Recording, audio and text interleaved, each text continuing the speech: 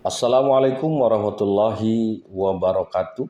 Berjumpa lagi bersama saya Samsul Umar, praktisi pertanian di channel Maraja Organik. Teman-teman semua, hampir di seluruh Indonesia saat ini yang memiliki sawah itu sudah mulai masuk pada masa generatif atau masa pembuahan. Bahkan kami di Sulawesi Selatan sebagian besarnya itu sudah memasuki MT2 atau musim tanam kedua. Nah, teman-teman, terkadang dalam kita berbudidaya padi ini, kita merasa heran ketika batang padi kita sudah bagus, ditambah lagi anakannya banyak, terus pada saat pembuahan juga malainya ini kelihatannya bernas, tetapi begitu kita memanen, lah kok panennya masih di 5 ton atau mungkin hanya di 4 ton. NPK-nya sudah kita berikan, ureanya sudah kita berikan, tetapi dengan dosis-dosis yang biasa disebut dengan pupuk seimbang itu oleh para penyuluh, nah tetapi tidak mampu mendongkrak hasil panen kita. Teman-teman, dari konten-konten yang kami sering bahas itu bahwa pupuk itu hanya membantu keberhasilan tanaman di angka 40%. Jadi 40% ini berhasil tidaknya panen petani itu disebabkan oleh pupuk. Berarti ada 60% faktor yang lain. Nah, apa saja itu? 20%-nya itu disebabkan oleh keasaman tanah. Jadi pH asam ini sangat menentukan juga nanti panen kita bisa lebih tinggi atau masih stagnan di angka 4 atau di 5 ton. Karena keasaman tanah ini itu dimulai dari masa vegetatif. Jadi masa vegetatif ini kalau pH tanah kita asam, itu pasti nanti akarnya tidak akan panjang, ditambah lagi anakannya pasti tidak akan banyak. Sehingga tidak hanya perlu kita memperhatikan pupuk, tapi lebih seringlah memperhatikan pH tanahnya. Jangan sampai terjadi pH tanahnya terlalu asam. Nah, teman-teman, kalau pH kita netral, pH tanah kita netral, maka pasti tukar kation tanah ini akan lebih baik. Nah, ditambah lagi perakaran tanaman kita akan panjang dan potensi menyerap nutrisi itu akan lebih tinggi. Nah, bahkan dalam satu session itu saya kadang memberikan sosialisasi bahwa sebenarnya kalau pH tanah kita sudah netral, itu tidak perlu lagi menambahkan pupuk. Bahkan pupuk organik pun sebenarnya tidak usah ditambahkan lagi. Karena kenapa? Karena semua unsur-unsur yang ada di dalam tanah itu akan dimaksimalkan oleh akar dengan bantuan mikroorganisme. Artinya, kecukupan nutrisi itu bisa disediakan oleh tanah bersama dengan mikroorganisme di dalamnya.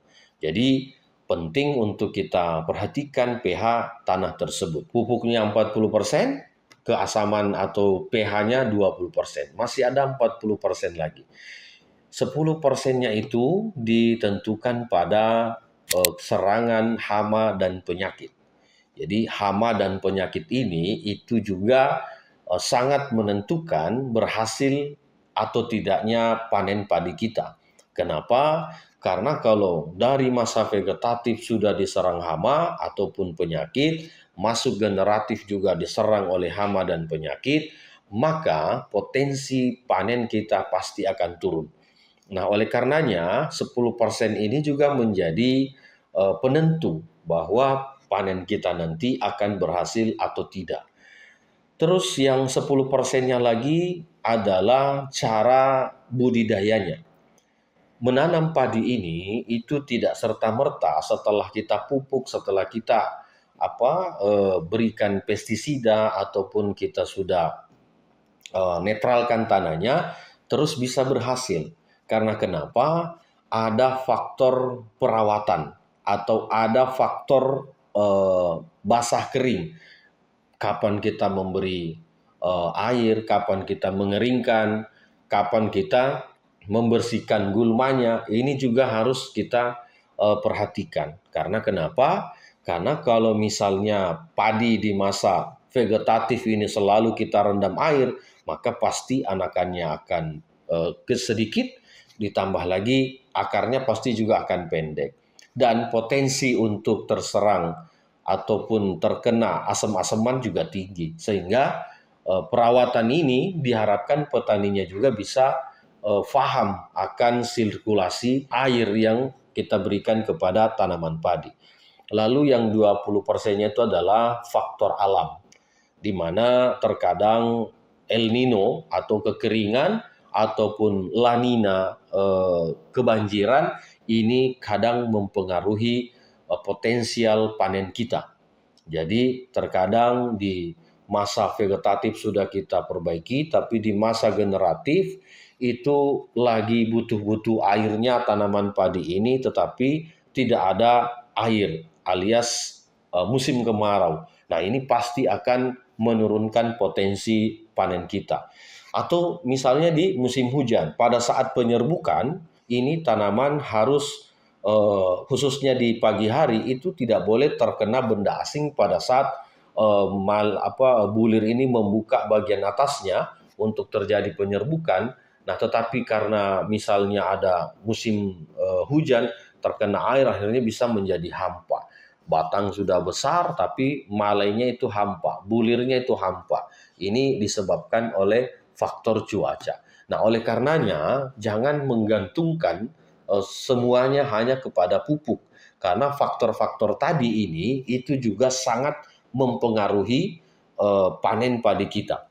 Kalau ke beberapa poin dari pupuknya sudah kita cukupi, pH tanahnya sudah kita netralkan, pengendalian hama dan penyakitnya sudah kita kendalikan juga, terus di metode atau sistem budidayanya sudah kita berikan secara full, lalu musim hujan dan musim kemarau bisa ditaktis semuanya, insya Allah kita tidak akan panen di 5 ton, tapi potensi panennya pasti di atas 5 ton.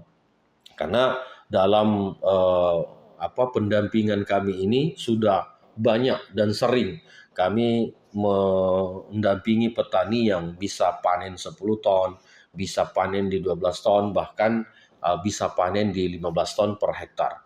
Itu karena apa? Karena konsep-konsep yang kami berikan ini betul-betul diterapkan oleh teman-teman petani tersebut. Nah, itulah kenapa bahwa ilmu yang kami sampaikan ini bukan ilmu pepesan kosong. Ilmu yang kami sampaikan ini adalah ilmu praktek yang sudah kami praktekkan, baru kami bisa mengucapkannya. Kami adalah praktisi yang artinya pelaku langsung. Nah, berbeda kalau kami hanya di kampus. Di kampus bukan berarti akademis itu tidak bagus, tidak. Tetapi kalau di kampus ini kita banyak bermain di teori.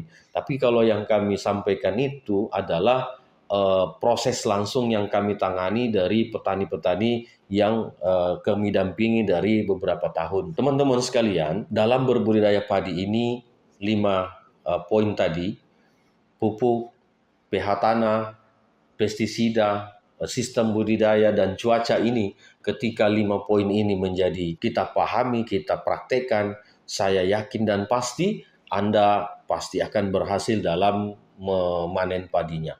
Walaupun tentu ini sangat berat, karena dari semua fase ini pasti membutuhkan biaya.